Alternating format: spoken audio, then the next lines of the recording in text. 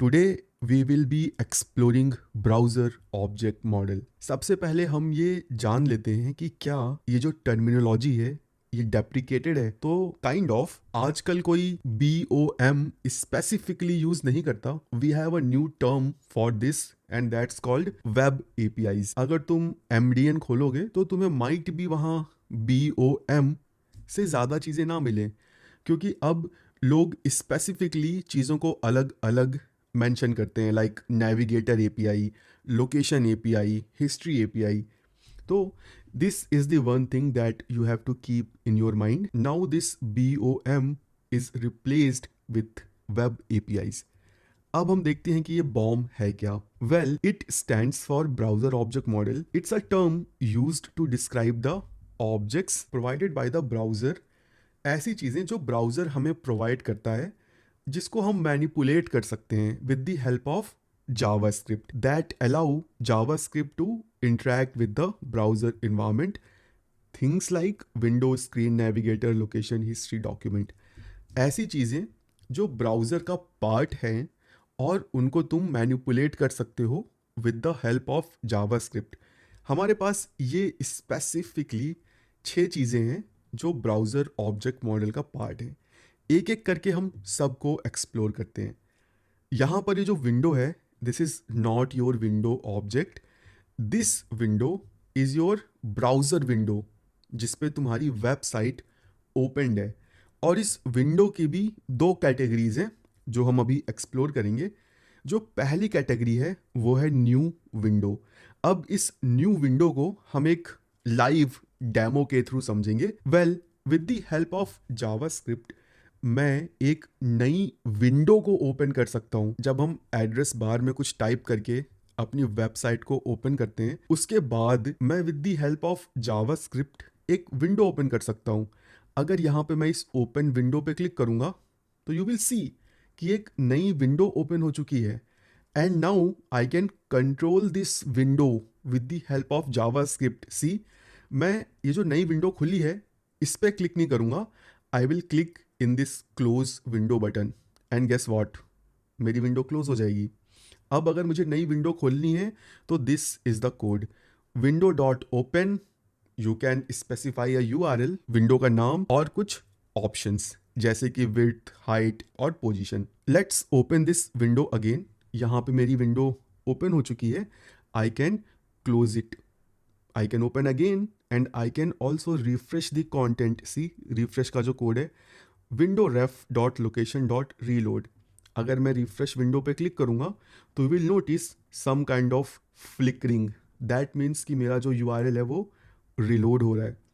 और यहाँ पे तुमको बस एक बात का ध्यान रखना है, जब तुम विंडो को ओपन करोगे with the help of this window dot open, you have to keep the reference in a variable.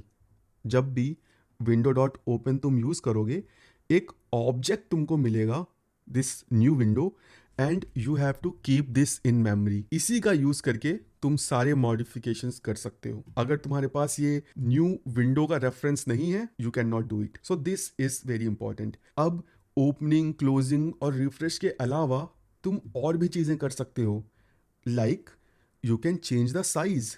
सी, मैं उस विंडो से इंटरेक्ट नहीं कर रहा हूँ, but I am able to change the width. I can also change the height, and here is the code for doing that. Okay, you simply have to call resize to and new width, new height. 600 is the width, 400 is the height. This is the code to change the dimensions. You can also control the positioning left and top. और left and top के लिए you have move to. एक और special चीज तुम कर सकते हो, you can also do the communication from this newly open window to your existing window. अभी अगर मैं इस सेंड बटन पे क्लिक करूंगा, इस कम्युनिकेशन टैब पे जाऊंगा तो you will see here hello from child window. अगर मैं इस पेरेंट विंडो से कुछ मैसेज सेंड करना चाहूँ इस चाइल्ड विंडो पे तो I can do that. See, hello from parent window. तो in JavaScript, if you open a window with JavaScript, these are the things that you can do. अब ये जो सारी चीज़ें हैं ये तुम बस उसी विंडो में कर सकते हो जो तुमने एज अ पॉपअप ओपन की है। अगर तुमने न्यू विंडो को ब्राउज़र में एज अ टैब ओपन किया है लाइक दिस, जैसे मैंने अभी खोला, तो you can not do any of those things. तुम पोजीशन नहीं चेंज कर सकते हो, तुम मूव नहीं कर सकते हो, because this tab is now part of whole browser and I can not control positioning of whole browser.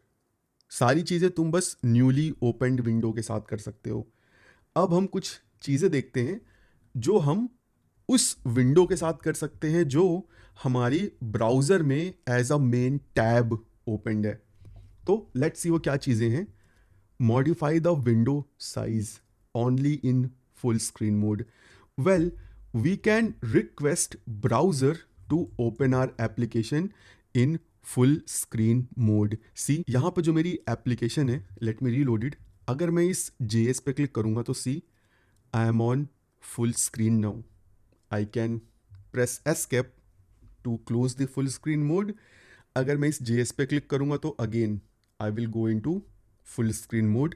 You have to simply call this document dot document element dot request full screen. अब यहाँ पे तुम्हें मैं एक interesting चीज़ दिखाता हूँ। अगर मैं इस कोड को कमेंट कर दूँ, I have this code document dot document element dot request full screen. अभी जब मैं पेज को रीलोड करूँगा तो ये फुल स्क्रीन नहीं होगा। क्यों? ये एरर देखो, permission check failed. Well, full screen तभी होगा जब यूज़र के एक्शन पे तुम फुल स्क्रीन को रिक्वेस्ट करोगे। यहाँ पे यूज़र ने कोई एक्शन नहीं किया है, मैं फुल स्क्रीन को रिक्वेस्ट कर रहा हूँ, तो this will fail.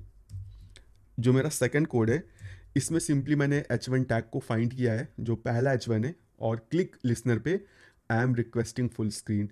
So that's why जब मैं इस JS इज़ लव पे क्लिक करूँगा तो I will get into full screen. This is the first thing that you can do. Let's see what is the second thing. Open a new window, जो अभी हमने थोड़ी देर पहले देखा। You can control the scrolling. हमारे पास दो ऑप्शंस हैं, स्क्रॉल टू और स्क्रॉल वाई। यहाँ पे जो 0 है that is X and this 500 is Y. Let me copy the first thing. Okay, let's add it in our code. Let's save this, let's refresh. Well, अभी you will notice कि जो scrolling है वो बहुत जल्दी जल्दी हो रही है, बिकॉज पेज लोड पे ही स्क्रॉल होने का काम हो रहा है। तो let's do one thing, let me undo and let's uncomment it. Let me add my scroll code in click of this H1. See, जैसे ही मैं फर्स्ट JS is love पे क्लिक करूँगा, scroll will happen. Now you can change the behavior कि scroll थोड़े animation के साथ हो। Instead of passing values like this, तुमको एक ऑब्जेक्ट के फॉर्म में इसको पास करना पड़ेगा। टॉप से तुम कितना स्क्रॉल कराना चाहते हो, लेट्स पास 500। एक की तुम्हें पास करनी पड़ेगी बिहेवियर। इसकी जो डिफ़ॉल्ट वैल्यू है वो है ऑटो, लाइक इंस्टेंट। एक और वैल्यू है दैट इज़ स्मूथ। जब तुम ऐसा करोगे तो जो स्क्रॉलिंग है वो विथ एनिमेशन होगी। सी, एनिमेशन के साथ ये स्क्रॉल हो रहा है। तो अगर तुम्हें इंस्टेंट स्क्रॉल चाहिए, you can skip passing it. अगर तुम्हें एनिमेशन के साथ चाहिए, you can use behaviour smooth. Let's see what's the next thing. Next thing is you can get window property. तो let's copy this code and let's add it in our VS code. Let's refresh the browser. तो यहाँ पे मुझे inner width, inner height, screen width और screen height मिल रही है। ये जो स्क्रीन विड्थ और स्क्रीन हाइट है, this is the width and height of my monitor. ये हमेशा फिक्स ही रहेगी, ये चेंज नहीं होगी। बट ये जो इनर विड्थ और इनर हाइट है, दिस कैन चेंज। अभी अगर मैं अपने इस अवेलेबल व्यू पोर्ट की विड्थ को इंक्रीज़ करूं, बेसिकली कंसोल की विड्थ को कम करूं, और अब रिफ्रेश करूं, तो यू विल नोटिस कि ये जो 652 है, दिस विल चेंज। सी, अब ये 753 हो गया क्योंकि लेफ़्ट में स्पेस बढ़ गया। अब अगर मैं इनर हाइट की बात करूं तो ये स्पेस है इस एड्रेस बार से नीचे का। अगर यहाँ पे मैं बुक मार्क को खोल दूं, ठीक है, बुक मार्क बार की जो हाइट है एटलीस्ट 24 या 30 पिक्सल होगी। अभी इनर हाइट है 662। अगर मैं रिफ्रेश करूँगा तो यू विल नोटिस कि अब ये 639 है, क्योंकि अब टूल बार की भी हाइट आ चुकी है, ये कम हो गई है क्योंकि अगेन एडिशनल हाइट ऐड हो चुकी है। जो स्पेस पहले था उसमें से अब वो स्पेस हटाना पड़ेगा। तो this is how you can get the information of available width and height. Let's see कि हम नेक्स्ट चीज़ क्या चेक कर सकते हैं, detect window events. Well this is very easy, like you can simply check कि कब विंडो रिसाइज हो रही है और कब विंडो पे कोई स्क्रॉल लग रहा है। Let's see it in action. अभी अगर मैं रिसाइज करूँगा तो यू विल नोटिस कि विंडो डॉट रिसाइज कॉल हो रहा है। जब मैं स्क्रॉल करूँगा तो यू विल नोटिस कि यूज़र स्क्रॉल्ड कॉल हो रहा है। लेट्स डू वन थिंग, जो कोड हमने ग्लोबल स्कोप में ऐड कर रखा है, let's cut it and let's add it in resize to see कि क्या जब मैं बुक मार्क बार को टॉगल करता हूँ तो वैल्यूज़ दिखती हैं क्या। सी, अब मुझे पेज को रिफ्रेश भी नहीं करना। If you want to adjust the content based on available space, you can add your listener to window dot resize. अब जब भी विंडो मेरी रिसाइज होगी, you will get all the updated values. Now let's see what's next. Navigate to a new URL. Well, with the help of window.location.href, you can navigate to a different URL. Let's see what's next. You can manipulate browser history. We will explore this manipulate browser history जब हम history object को explore करेंगे. Next is detect if page is focused. Well, with the help of this code, you have to simply add listener visibility change. Let's add this code and let's do a refresh. Let's switch the tab. Let's come back. See, tab is inactive, tab is active. So जब भी तुम्हारे पास कोई ऐसी requirement हो कि तुमको ये track करना है कि यूज़र तुम्हारी एप्लीकेशन को बीच में छोड़ के गया, कुछ और काम करने लगा, you can simply use this event visibility change.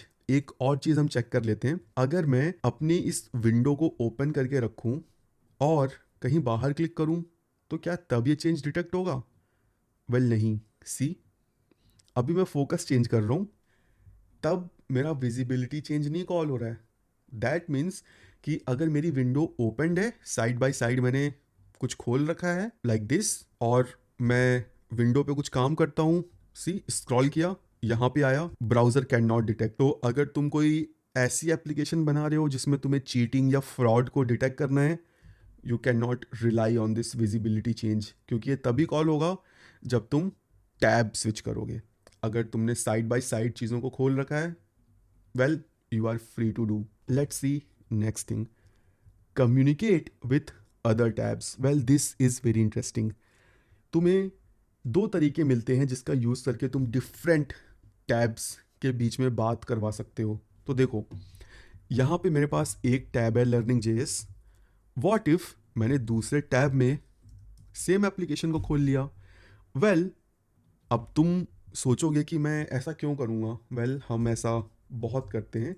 Let me open Myntra and let's open any category. मैं ये जूते ओपन कर लेता हूँ और लेट्स ओपन दिस सॉक्स। अब मुझे ये सॉक्स पसंद आ गए, मैंने ऐड टू बैग किया, बैग में चला गया, मैं दूसरे पेज पे आया, बट सी मेरा कार्ट खाली है। Now this is a very wrong example of UX। अब अगर मैं इस पेज को रिफ्रेश करता हूँ तब जाके मेरा कार्ट अपडेट हो रहा है। अगेन, अगर अब मैंने इसको ऐड टू बैग कर लिया, साइज सेलेक्ट कर लेते हैं, ऐड टू बैग, कितने आइटम है। Well 2, but if I go to previous tab it's 1।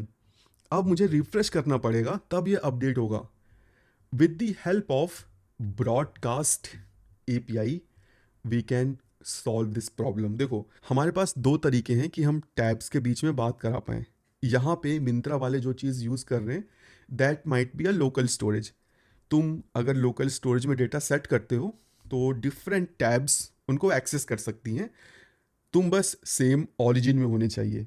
अब लोकल स्टोरेज का ड्रॉबैक ये है कि वो कोई नोटिफिकेशन ट्रिगर नहीं करता कि कोई नया डेटा आया। तो यहाँ पे हम यूज़ कर सकते हैं ब्रॉडकास्ट चैनल। मैं सिंपली इस कोड को कॉपी कर लेता हूँ, लेट मी ऐड इट, ठीक है, in our main.js।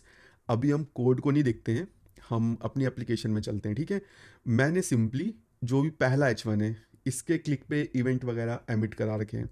Let's reload. दोनों टैब है मेरे पास, इनको मैं side by side he open कर लेता हूँ, ठीक। पहली टैब, दूसरी टैब, टॉप पे स्क्रॉल कर लेते हैं।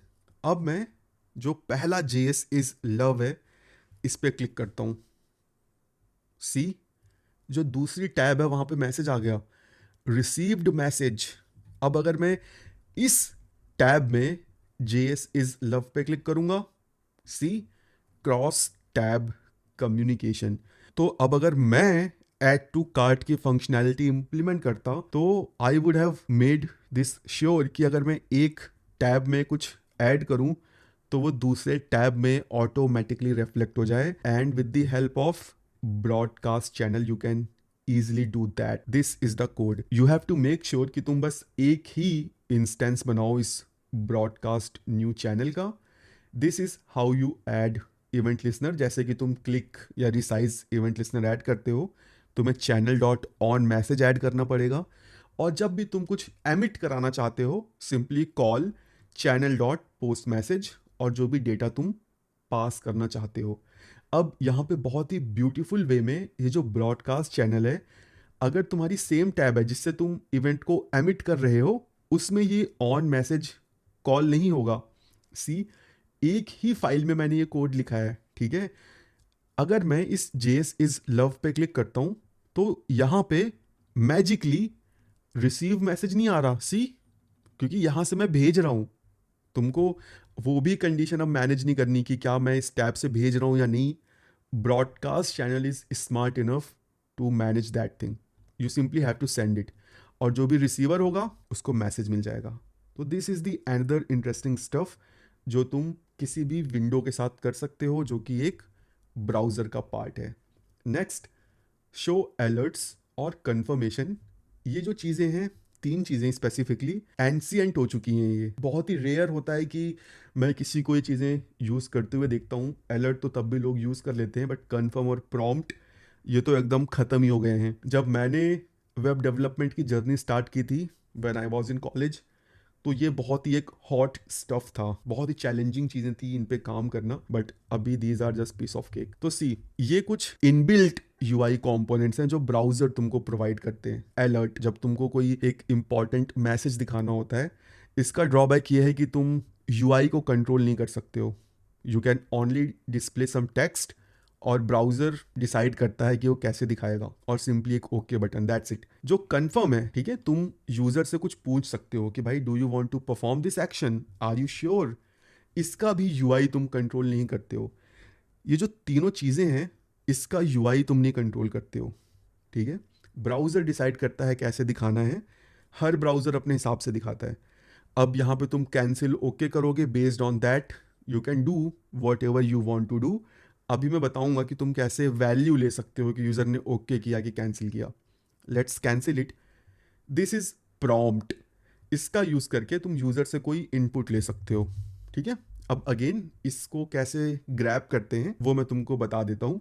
Simply store the result in a variable did confirmed and prompt के लिए const value. Let's console them. Value alert को मैं कमेंट कर देता हूँ या रिमूव भी कर देते हैं, अब नहीं चाहिए।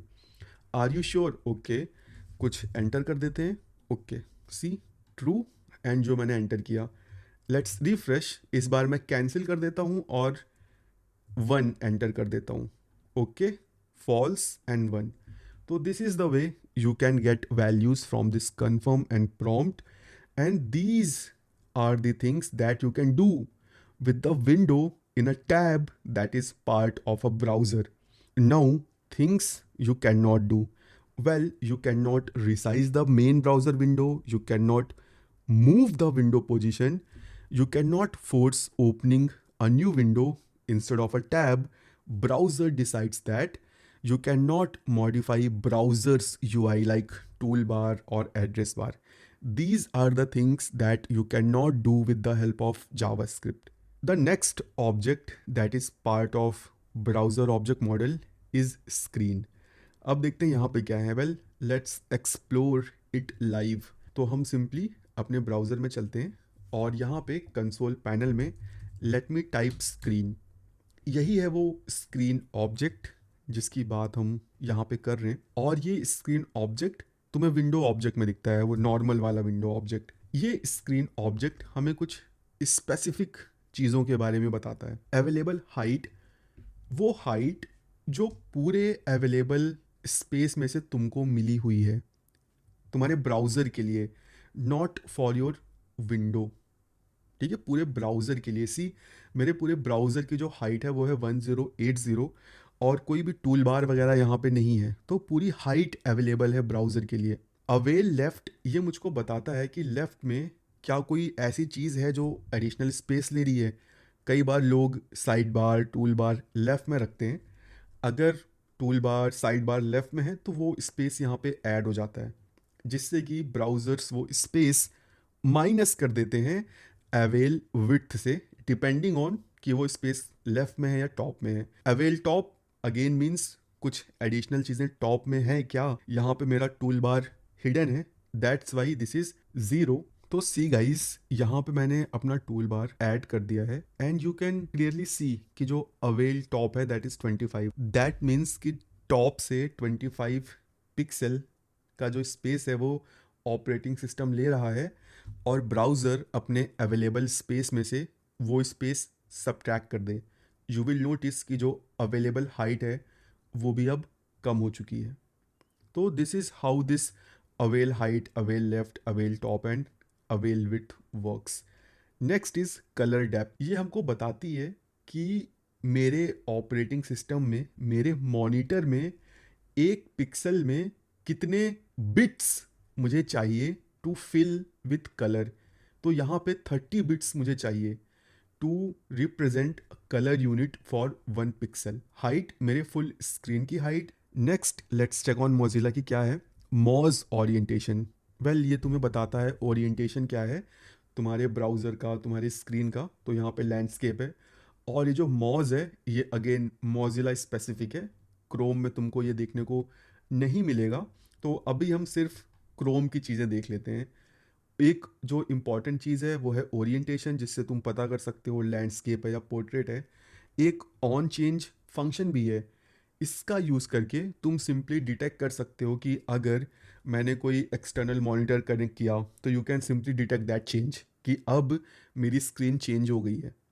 Next pixel depth. See, Mozilla में ये जो डेप्थ है this is coming as 30, but in Chrome it is coming at 24। ये जो पिक्सल डेप्थ है this is same as colour depth, और ये रिप्रेजेंट करता है bits, number of bits you need to represent colours for 1 pixel. And next is width, जो कि straight forward है। सो this is all the information that you can get from screen object that is part of browser object model. Let's explore कि हमारे पास next browser object model क्या है। Next हमारे पास है navigator. Navigator object in JavaScript provides information about the browser and device. अगर तुमको user के browser और यूजर के डिवाइस की चीजें चाहिए, then navigator is your best friend. It helps detect capabilities, control certain features and access APIs like geolocation, clipboard and most important battery status.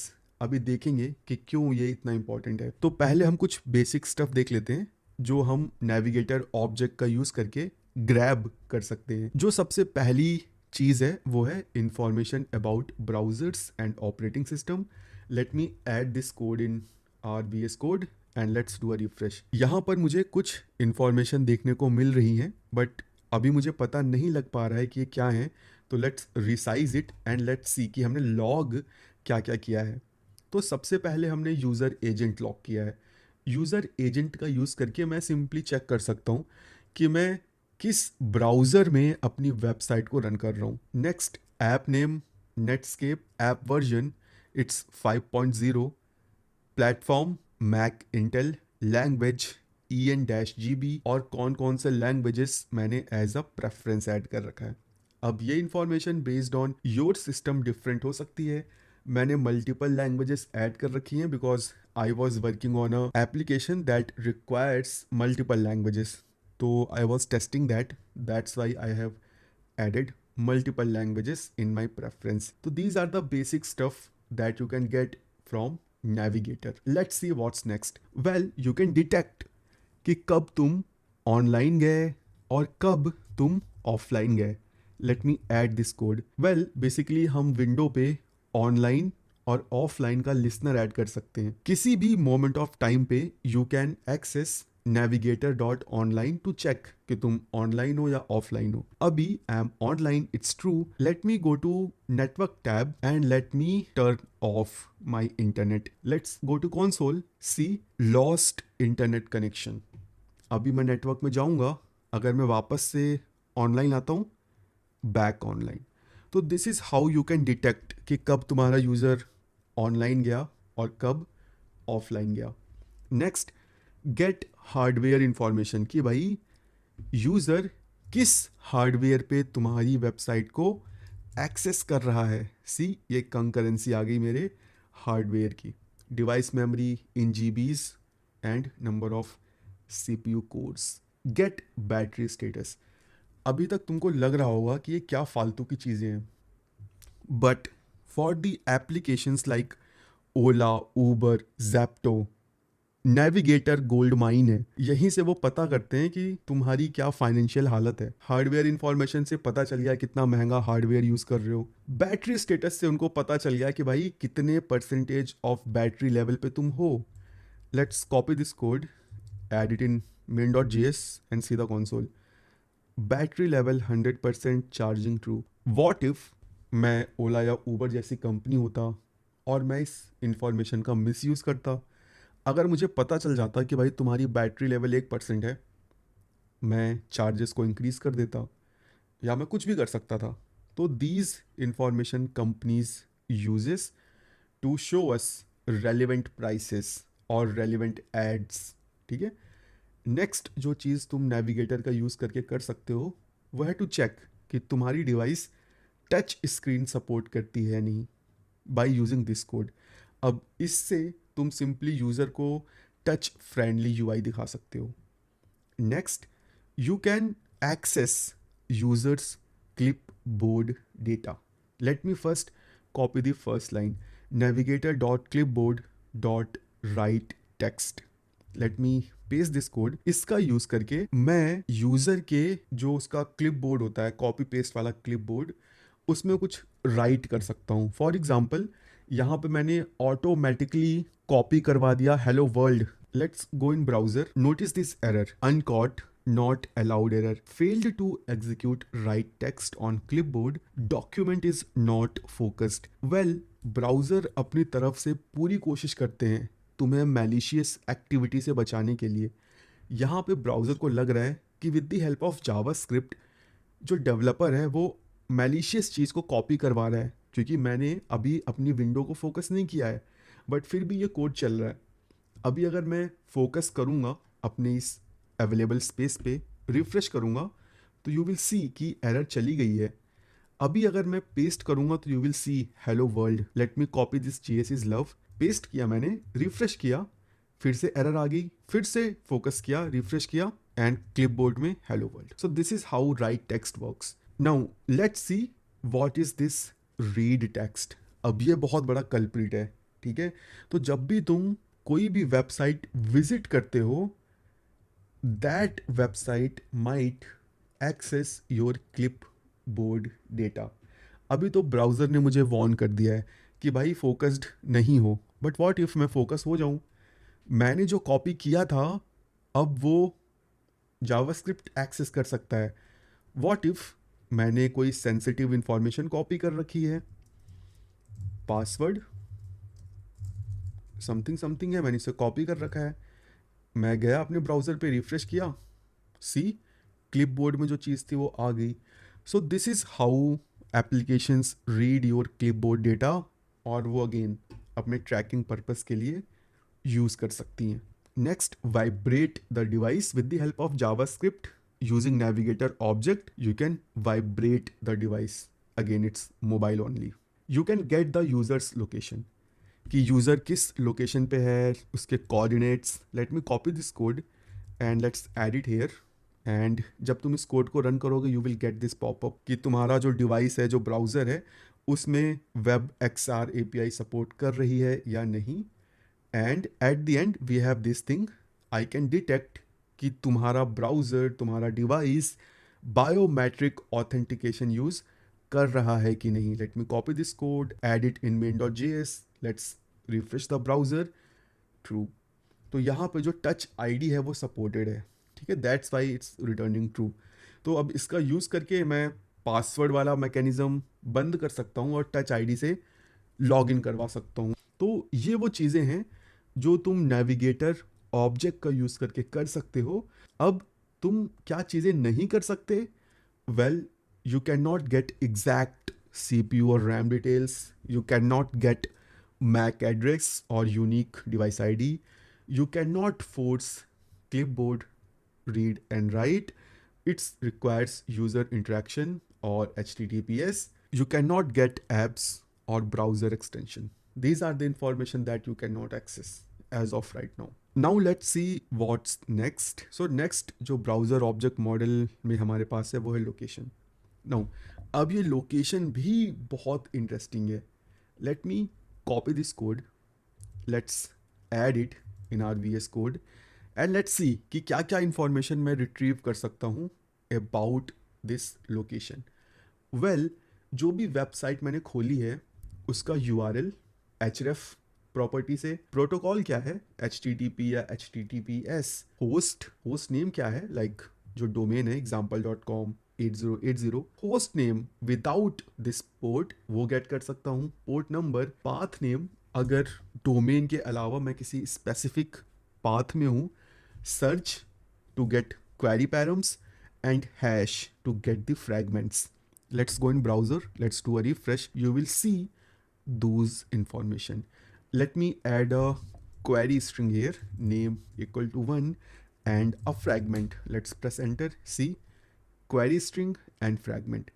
So with the help of location object you can retrieve all these information. This is the first basic thing that you can do. We have multiple things that you can do. You can change the URL, you can navigate user away. So for example, तुम user को button के click पे कहीं और redirect कराना चाहते हो, you can use location.href और location.assign, दोनों सेम ही काम करते हैं, एक दूसरे का रिप्लेसमेंट है, ऐसे समझ लो। बस URL बता दो कि कहाँ भेजना चाहते हो। Next, you can reload the current page. For example कोई नया डेटा आ गया या फिर कोई एरर आ गई, you want user to reload the page, तो तुम बटन के क्लिक पे या खुद से भी location.reload का यूज़ करके पेज को रिलोड कर सकते हो।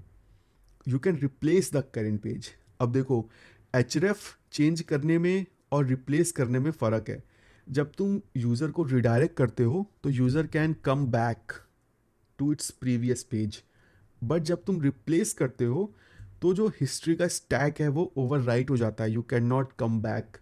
इसका एग्जांपल है, यूज़र तुम्हारे वेबसाइट पे आया, उसने लॉगिन किया, अब लॉगिन के बाद तुम उसको href का यूज़ करके रिडायरेक्ट मत करो, location.replace का यूज़ करके रिडायरेक्ट करो, सो दैट वो बैक करके लॉगिन पेज पे वापस ना जा पाए। ये बहुत ही क्लासिक यूज़ केस है और अभी भी मैं देखता हूँ ना, ये चीज़ तुम कई वेबसाइट में पाओगे, लॉगिन करने के बाद जब बैक करोगे तो लॉगिन पेज पे आ जाओगे, क्योंकि वो लोग रिडायरेक्ट करते हैं href का यूज़ करिए।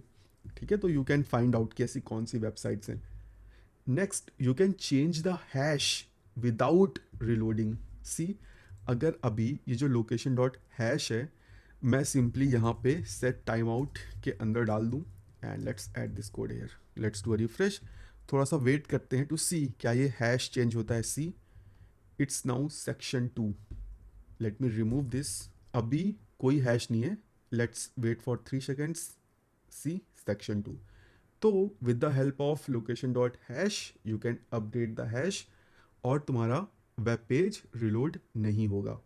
You can work with query params, जो भी यूज़र ने क्वेरी पैरम्स URL में ऐड कर रखे हैं, you can easily get those using location dot search. और अगर तुमको वो की वैल्यू पेयर में चाहिए, you can use URL search params to automatically parse them into a special kind of object, or using params.get, you can simply get the information from the address bar.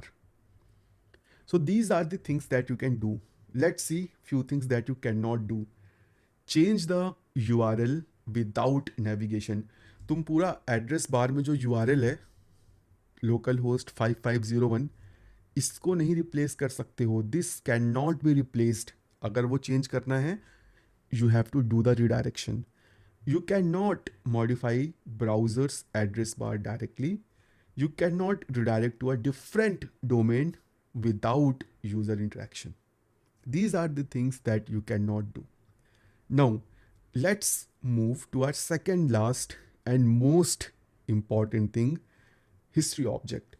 Well, ये जो history object है, most of the single page application uses this concept to provide you routing. जैसे React है, React में routing के लिए हम क्या यूज़ करते हैं, React router.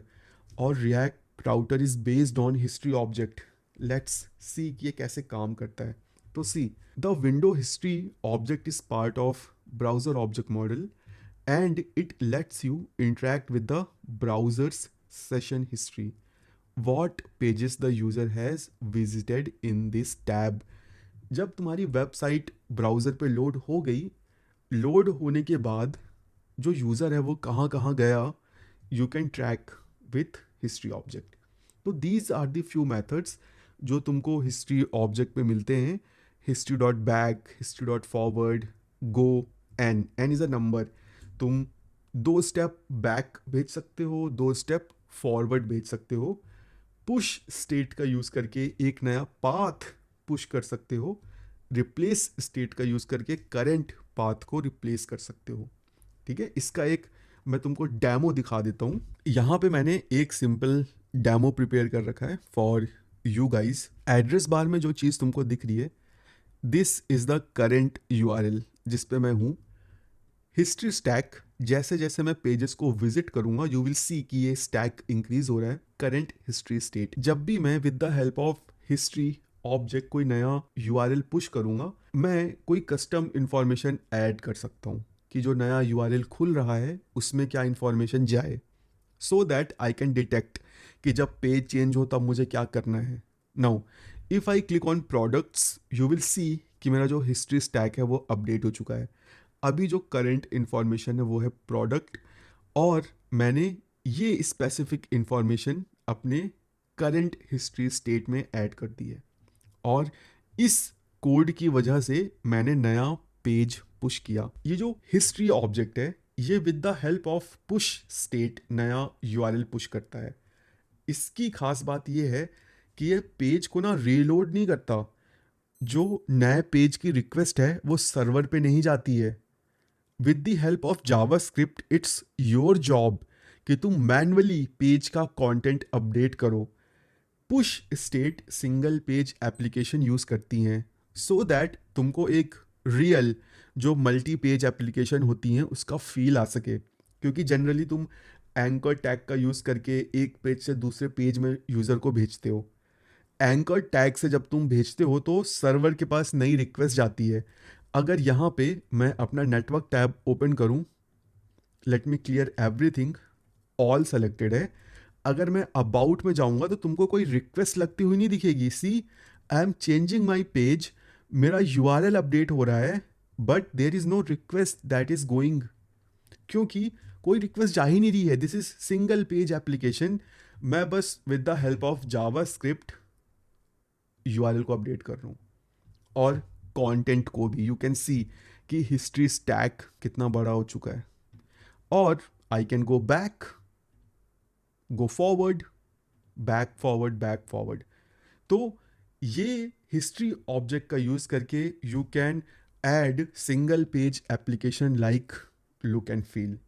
Now let's explore कि ये पुश स्टेट काम कैसे करता है. What's the purpose of push state? To simulate navigation in single page application. You change the URL in address bar without reloading the page. You can then update the content manually using JavaScript. This makes your app feel like it's navigating between pages even though you are only modifying the DOM.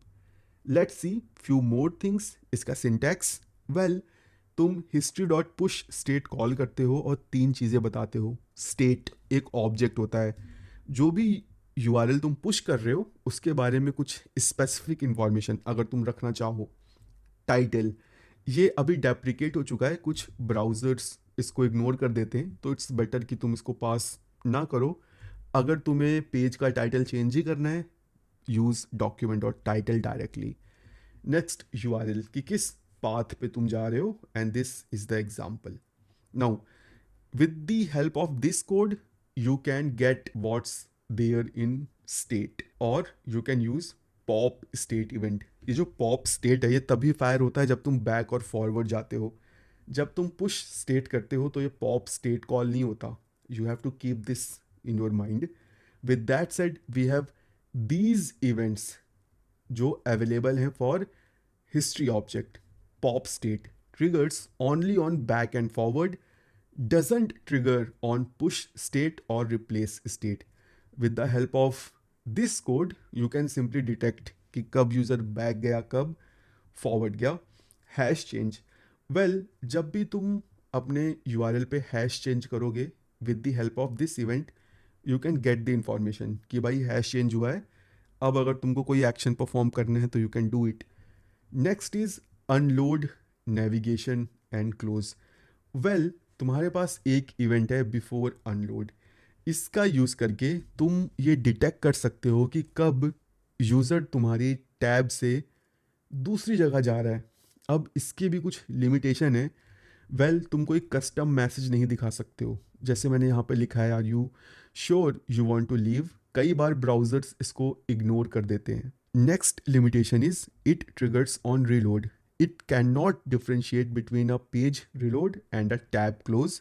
And the third limitation, user can still ignore it.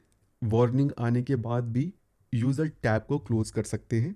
मैं इस code को copy करता हूँ, अपने main.js में add करता हूँ और हम ब्राउज़र में चलते हैं. Let me do a refresh. See, changes that you made may not be saved. Well, ठीक है, रिलोड कर दो. मेरा पेज रिलोड हो गया. Let's go in code. सी यहाँ पे जो मैंने मैसेज लिखा है ये मैसेज मुझे नहीं दिख रहा. Let me again do a reload. See message is different. तो मैं कोई कस्टम मैसेज प्रोवाइड नहीं कर सकता. और जो थर्ड लिमिटेशन थी, I can still close it. See अभी ये मुझको बोल रहा है कि जो भी तुम्हारे चेंजेस हैं वो लॉस्ट हो जाएंगे, but what if I click on close. Well उस वार्निंग का कोई मतलब ही नहीं रहा. ठीक है, तो this is the another limitation. और हम अपनी वेबसाइट को एक और बार खोलते हैं. इस बार मैं डायरेक्टली इस क्रॉस पे क्लिक करता हूँ. वेल कोई भी वार्निंग नहीं आई. तो ये भी एक लिमिटेशन है कि जब तुम रिलोड करोगे तब ये वार्निंग आएगी. Let me press back. जब तुम बैक प्रेस करोगे तब ये वार्निंग आएगी. सी व्हेनेवर यू डू रीलोड तब अनलोड इवेंट फायर होगा. जब तुम बैक करोगे तब फायर होगा. माइट बी फॉरवर्ड पे भी ये कॉल हो, क्योंकि जब बैक पे हो रहा है तो फॉरवर्ड पे भी होगा. Let me change this URL to something else. Well ये तब भी होगा, बट जब तुम टैब को क्लोज करोगे तब फायर नहीं होगा. तो this is the use case of before unload event. With that set we have completed 5 of the objects available in browser object model. जो लास्ट अवेलेबल चीज़ है वो है document. Now for this DOM, I have a dedicated video on YouTube. You can explore this. मैंने इस video में हर वो चीज़ बताई है जो as a front end developer तुमको पता होनी चाहिए, from basic to advanced. With that said we have completed our browser object model.